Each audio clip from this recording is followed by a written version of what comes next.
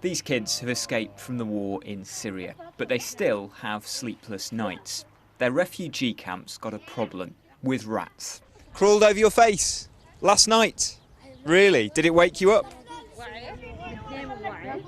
His name is Ali. He says a rat crawled over his eye and then ran off.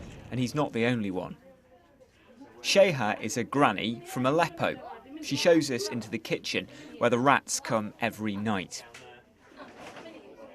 And this is her grandson, Ahmed.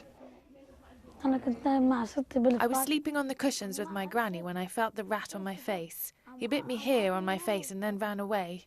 I was scared. I couldn't sleep after that. I thought he might come back and bite me again. When it walks, it goes like this because it's so big. Aziza's daughter Shema also got bitten. My daughter was sleeping and it was dark. I heard her crying and then saw her face was covered in blood. I saw she was bitten here on her lip and came back another time and bit her brother, and another time and bit her here on her cheek. The rats come all the time. It's the most important problem that needs solving so that our children can sleep safely at night. All of the kids here have a story to tell about the rats. What noise do they make?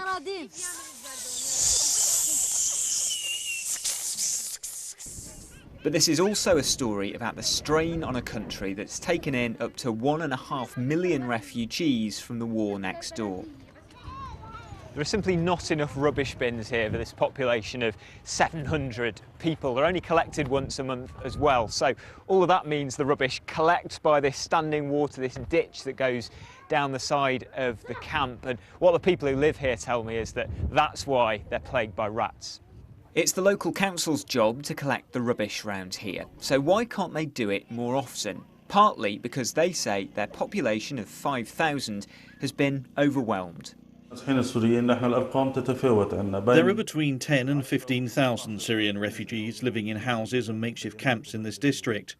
We do have the manpower to collect garbage. The problem is we don't have a truck and we don't have resources and money to buy one.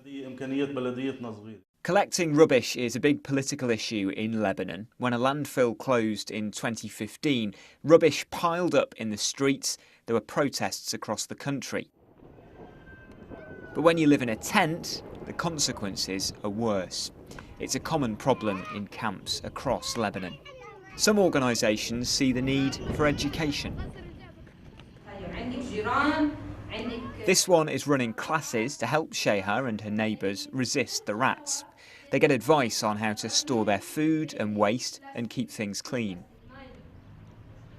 When he was asking for international help recently, Lebanon's Prime Minister said public services aren't designed for this influx, something that's pretty obvious around here.